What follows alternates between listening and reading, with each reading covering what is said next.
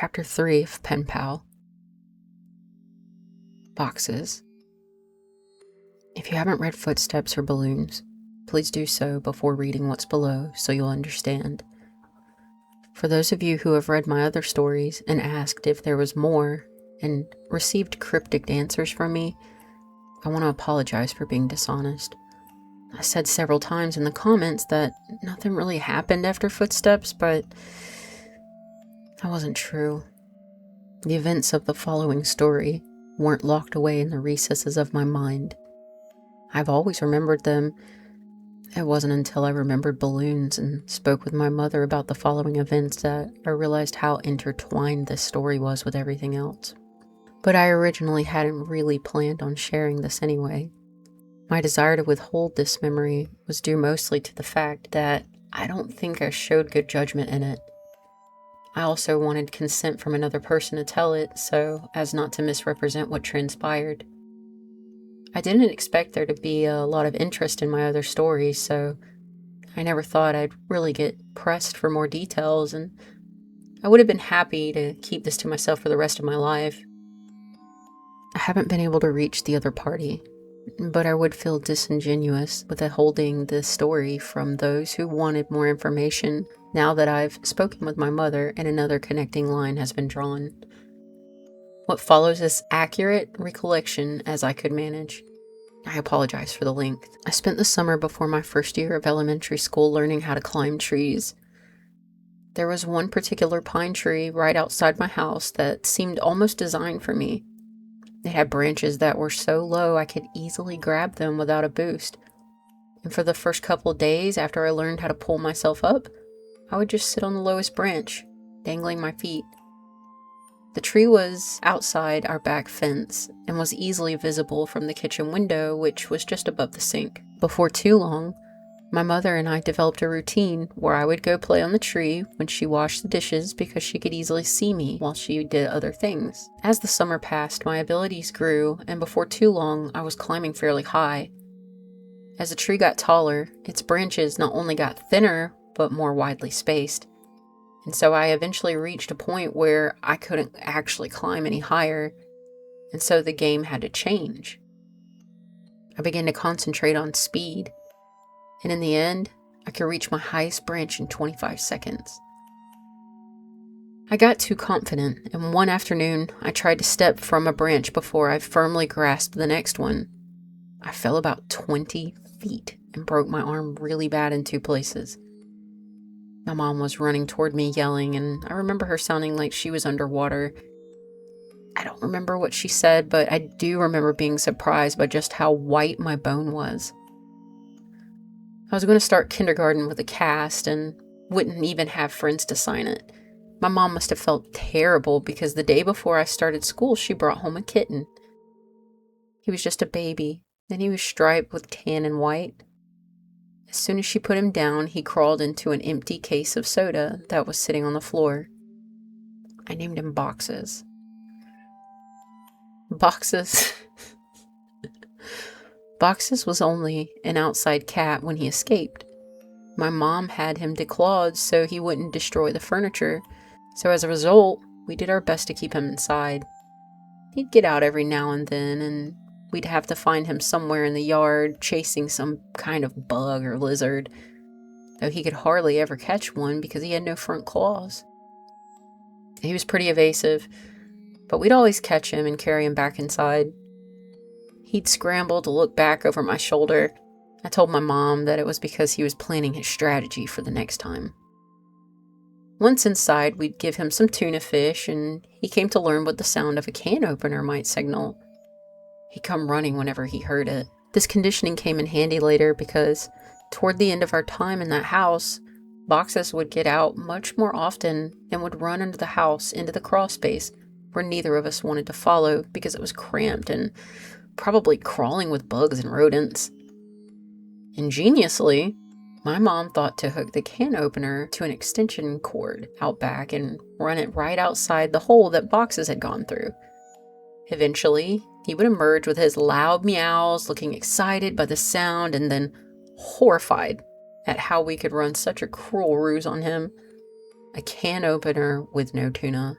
made no sense to Boxes. The last time he escaped to under the house was actually our last day in it. My mom had put the house on the market and we had begun packing our things. We didn't have much and we stretched the packing out a while. Though I had already packed up all my clothes, my mom's request, my mom could tell I was really sad about moving and wanted the transition to be smooth for me. And I guess she thought that having my clothes in the box would reinforce the idea that we were moving, but things wouldn't change that much. When Boxes got out, as we were loading some things into the moving van, my mom cursed because she'd already packed the can opener and wasn't sure where it was. I pretended to go look for it so I wouldn't have to go into the house. And my mom, probably completely aware of my little scam, moved one of the panels and crawled in. She came out with Boxes pretty quickly and seemed pretty unnerved, which made me feel even better about getting out of it. My mom made some phone calls while I packed a little more, and then she came into my room and told me that she had spoken to the realtor and we were going to start moving into the other house that day. She said it like it was excellent news, but I had thought we had more time in the house. She originally said that we weren't moving until the end of next week, and it was only Tuesday. What's more, we weren't completely finished packing, but my mom said sometimes it's just easier to replace things than pack them and haul them all over the city. I didn't even get to grab the rest of my boxed clothes. I asked if I could call Josh to say bye, but she said that we could just call him from our new house. We left in the moving van. I managed to stay in touch with Josh for years, which is surprising since we no longer went to the same school. Our parents weren't close friends, but they knew that we were, so they would accommodate our desire to see one another by driving us back and forth for sleepovers. Sometimes, every weekend. For Christmas one year, our parents even pooled their money and got us some really nice walkie-talkies that were advertised to work across a range that extended past the distance between our houses. They also had batteries that could last for days, if the walkie-talkie was on but not used. They would only occasionally work well enough that we could talk across the city, but when we stayed over, we'd use them around the house, talking in mock radio speak that we had taken from movies, and they worked great for that. Thanks to our parents, we were still friends when we were 10. One weekend, I was staying over at Josh's and my mom called to say goodnight. She was still pretty watchful, even when she couldn't actually watch me, but I had gotten so used to it that I didn't even notice, even if Josh did. She sounded upset. Boxes was missing. This must have been a Saturday night because I spent the night at Josh's the previous night and was going to go home the next day because we had school on Monday. Boxes had been missing since Friday afternoon. I gathered that she had not seen him since returning home after dropping me off. She must have decided to tell me he was missing because if he didn't come home before I did, then I would be devastated, and not only his absence, but how she could have kept it from me. She told me not to worry. He'll come back. He always does.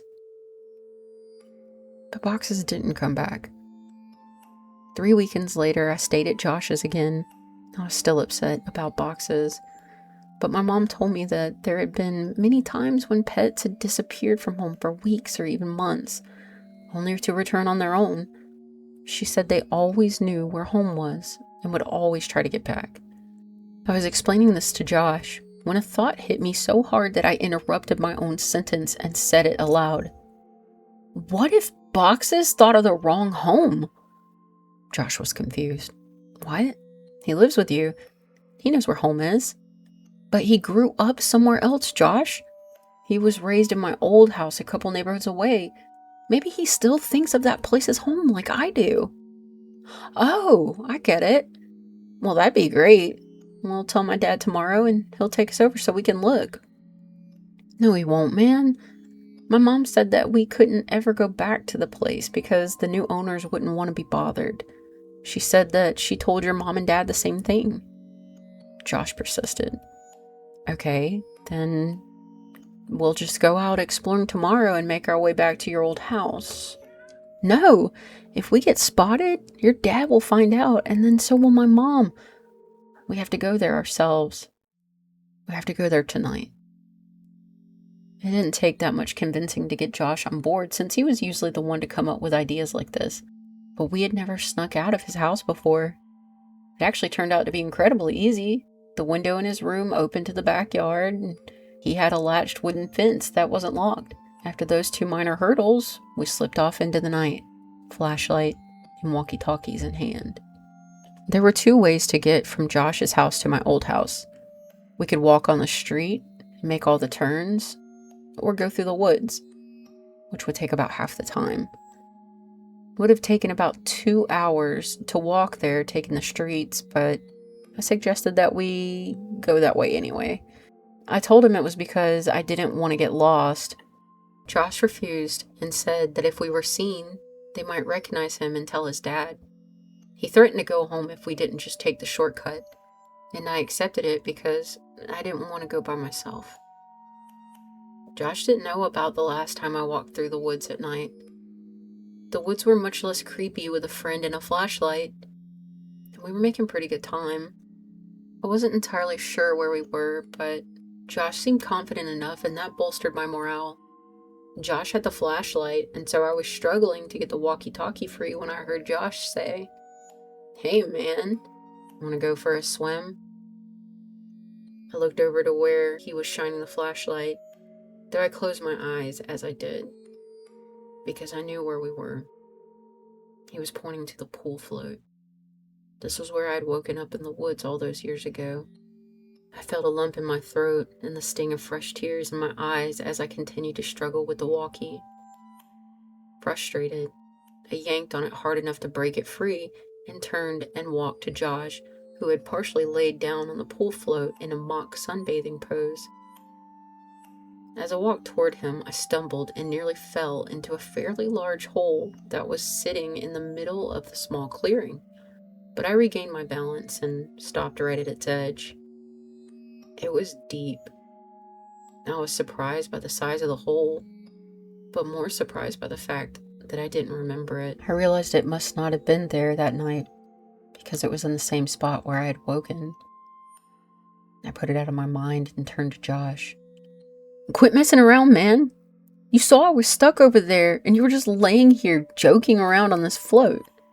I punctuated the sentence with a kick to an exposed part of the float. A screeching rose from it. Josh's smile inverted. He suddenly looked terrified and was struggling to get off the float, but he couldn't in a quick manner due to the awkward way he'd been lying on it. Each time he would fall back on the float, the screeching would intensify.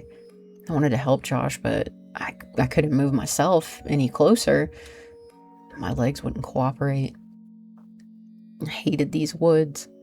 I picked up the flashlight that he had thrown in his thrashing and shined it on the float, not knowing what to expect. Finally, Josh got off the float and rushed next to me, looking at where I was shining the light. Suddenly, there it was. It was a rat. I started laughing nervously, and we both watched the rat run into the woods, taking the screeches with it. Josh lightly punched me in the arm, the smile slowly returning to his face, and we continued walking.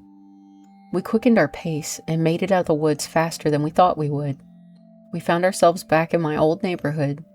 The last time I had rounded the bend ahead, I had seen my house fully illuminated, and all the memories of what transpired came flooding back. I felt a skipping in my heart as we were finally turning the corner and about to face the full view of my house. Remembering the last time how incandescent it was, but this time, all the lights were off. From a distance, I could see my old climbing tree, and as my mind traced the steps of casualty backward, I realized that I wouldn't be here this night if that tree hadn't grown, and I was briefly in awe of how all the events were like that.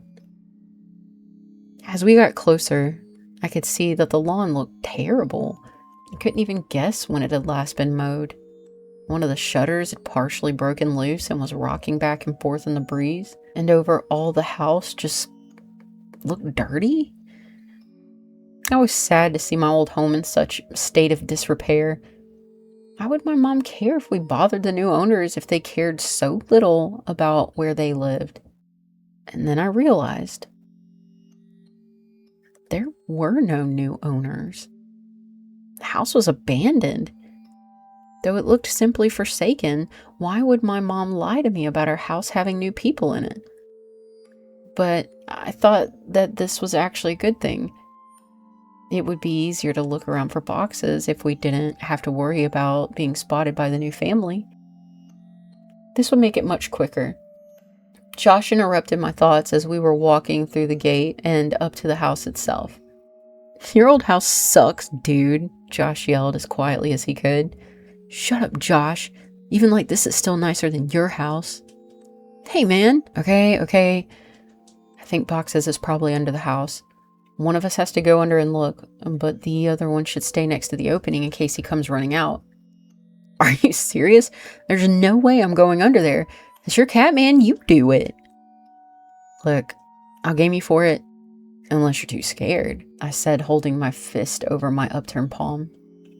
"Fine, but we go on shoot, not on 3. It's rock, paper, scissors, shoot, not 1, 2, 3. I know how to play the game, Josh.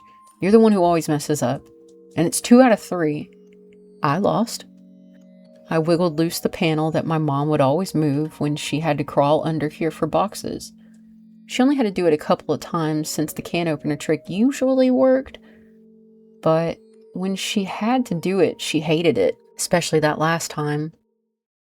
And as I looked into the darkness of the crawl space, I had a greater appreciation for why. Before we moved, she said that it was actually better that boxes ran under here. Despite how hard it could be to get him out, it was less dangerous than him jumping over the fence and running around the neighborhood. All that was true, but I was still dreading doing this. I grabbed the flashlight and the walkie and began to crawl in. A powerful smell overtook me. It smelled like death. I turned on my walkie. "Josh, are you there?" "This is Macho Man. Come back." "Josh, cut it out. There's something wrong down here." "What do you mean?" "It stinks. It smells like something died." "Is it boxes?" "I really hope not." I set down the walkie and moved the flashlight around as I crawled forward. Looking through the hole from the outside, you could see all the way back from the right lighting, but you had to be inside to see around the support blocks that held the house up. I'd say that these were about 40% of the area that you couldn't see unless you were actually in the crawl space. But even inside, I discovered that I could only see directly where the flashlight was pointing. I realized that this would make scouting around the place much more difficult. As I moved forward, the smell intensified. The fear was growing in me that boxes had come here and something had happened to him. I shined the flashlight around, but we couldn't see much of anything. I wrapped my fingers around a support block to pull myself forward, and as I did, I felt something that made my hand recoil. Fur. My heart sank, and I prepared myself emotionally for what I was about to see. I crawled slowly so I could prolong what I knew was coming, and I inched my eyes and the flashlight past the block to see what was on the other side. I staggered back in horror.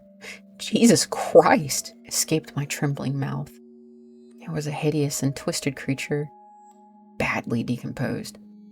Its skin had rotted away on its face, so the teeth appeared to be enormous, and the smell was unbearable.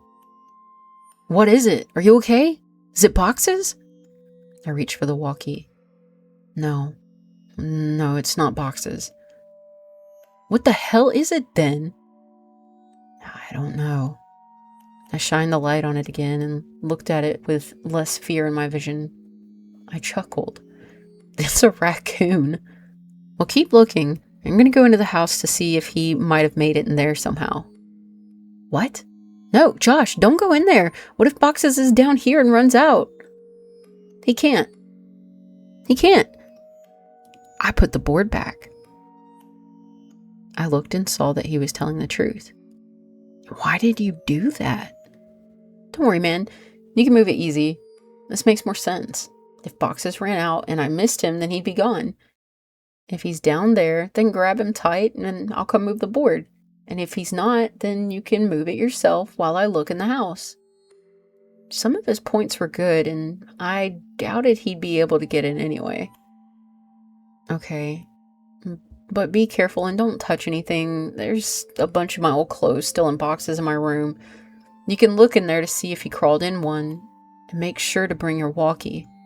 Roger that, good buddy. I realized that it would be pitch black in there.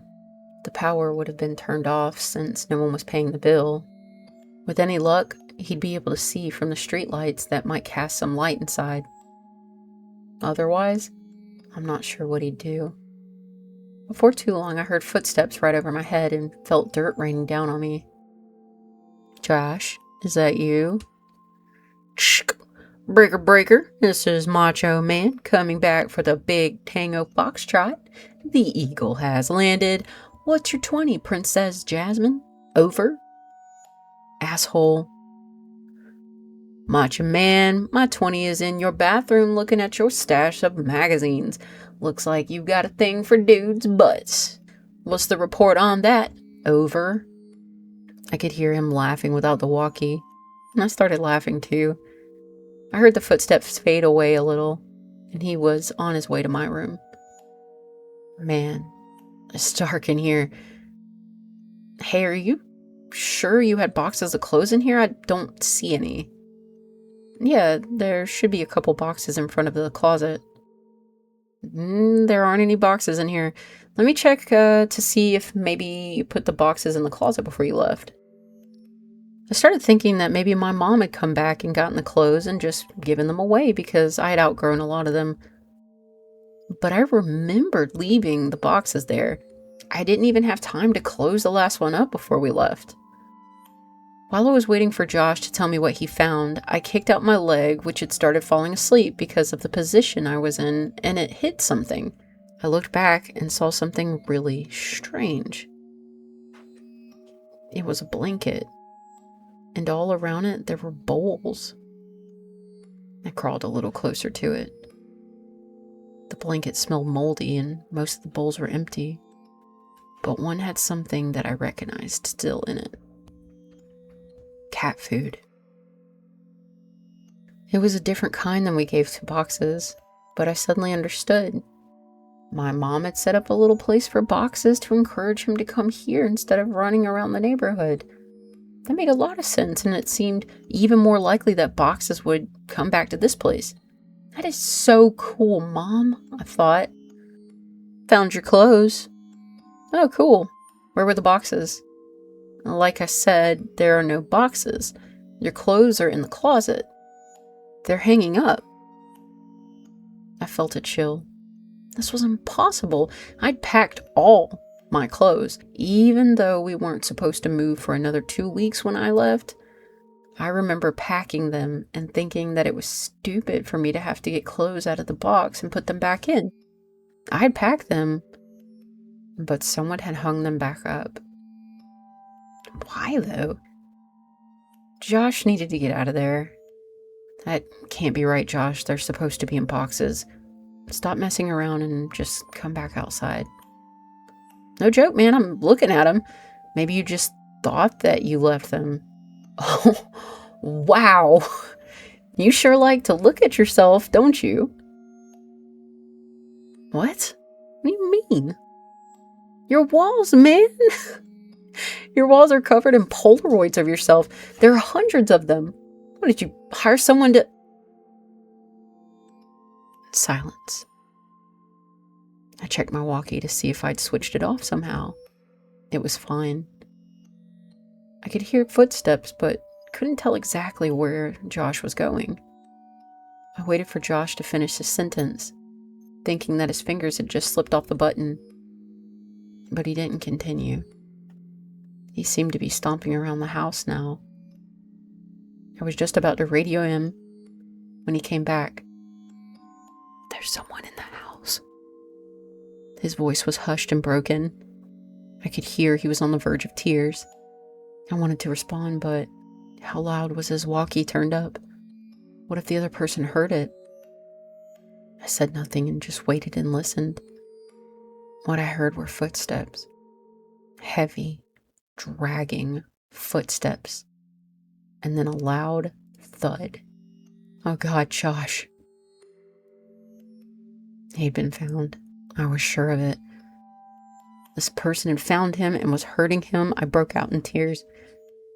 He was my only friend next to Boxes, and then I realized, what if Josh told him I was under here? What could I possibly do? As I struggled to compose myself, I thankfully heard Josh's voice through the walkie. He's got something, man. It's a big bag. He just threw it on the floor and, oh my God, man, the bag. The thing had just moved. I was paralyzed. I wanted to run home. I wanted to save Josh. I wanted to go for help. I wanted so many things, but I'd just lay there frozen. As I lay, unable to move my eyes focused on the corner of the house that was right under my room, I moved my flashlight. My breath hitched at what I saw. Animals. Dozens of them. All of them dead. They lay in piles all around the perimeter of the crawl space. Could Boxes be among these corpses? Was this what the cat food was for? Seeing this broke my shock as I knew I had to get out of there, and I scrambled to get to the board. I pushed on it, but it wouldn't budge. I couldn't move it because it was wedged in there, and I couldn't get my fingers around it since the edges were outside. I was trapped. God damn you, Josh, I whispered to myself. I could feel thunderous footsteps above me. The house was shaking. I heard Josh scream, and it was matched by another scream that wasn't full of fear. As I continued pushing, I felt the board move, but I knew it wasn't me who was moving it. I could hear footsteps above me and in front of me, and shouting and screaming, filling the brief silences between the footsteps. I moved back and held my walkie ready to try and defend myself, and the board was thrown to the side, and an arm shot in and grabbed for me. Let's go, man, now! It was Josh, thank God. I scrambled out of the opening, holding the flashlight and the walkie. When we got to the fence, we both jumped it, but Josh's walkie fell. He reached for it, and I told him to forget it. We had to move. Behind us, I could hear yelling, though they weren't words, only sounds. And we, perhaps foolishly, ran for the woods to get back to Josh's quicker and be somewhat harder to follow. The whole way through the woods, Josh kept yelling, "My picture! He took my picture!" But I knew the man already had Josh's picture from all those years ago at the ditch. I suppose Josh still thought those mechanical sounds were from a robot. We made it back to Josh's house and back into his room before his parents woke up. I asked him about the big bag and if it really moved, and he said he couldn't be sure.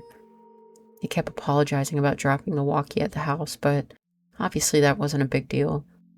We didn't go to sleep and sat peering out the window waiting for him. I went home later that day, as it was about 3 a.m. already. I told my mom the basics of the story a couple days ago. She broke down and was furious about the danger I put myself in. I asked her why she made all those things up about bothering the owners and stopped me from going. Why did she think the house was so dangerous? She became irate and hysterical, but she answered my question. She grabbed my hand and squeezed it harder than I thought her capable of, and locked her eyes to mine, whispering as if she was afraid of being overheard. Because I never put any fucking blankets or bowls under the house for Boxes. You weren't the only one to find them. I felt dizzy. I understood so much now. I understood why she had looked so uneasy after she brought Boxes out from under the house on our last day there. She found more than spiders or a rat's nest that day. I understood why we left almost 2 weeks early. I understood why she tried to keep me from going back. She knew. She knew He made his home under ours, and she kept it from me. I left without saying another word and didn't finish the story for her. But I want to finish it here for you. I got home from Josh's that day, threw my stuff on the floor, and it scattered everywhere. I didn't care. I just wanted to sleep. I woke up around 9 p.m. to the sound of boxes meowing. My heart leapt. He had finally come home. I was a little sick about the fact that if I just waited a day, none of the previous night's events would have happened and I'd have boxes anyway. But that didn't matter. He was back. I got off my bed and called for him, looking around to catch a glint of light off his eyes. The crying continued, and I followed it. It was coming from under the bed. I laughed a little, thinking I had just crawled under a house looking for him, and how this was so much better. His meows were being muffled by a shirt, so I flung it aside and smiled, yelling, "Welcome home, Boxes!" His cries were coming from my walkie-talkie. Boxes never came home. Thanks for sitting in the dark with me tonight. If you enjoyed this Professor Broke reading, you can find more on YouTube and TikTok under the same name, Broke Breaks Books. If you'd like to share your story with the B3 community, shoot it over to brokebreaksbooks@gmail.com. Hit that like and subscribe button to become a B3 Cube. Oh, and before you lock the doors tonight, remember to leave out some cat food for Nightmare Man.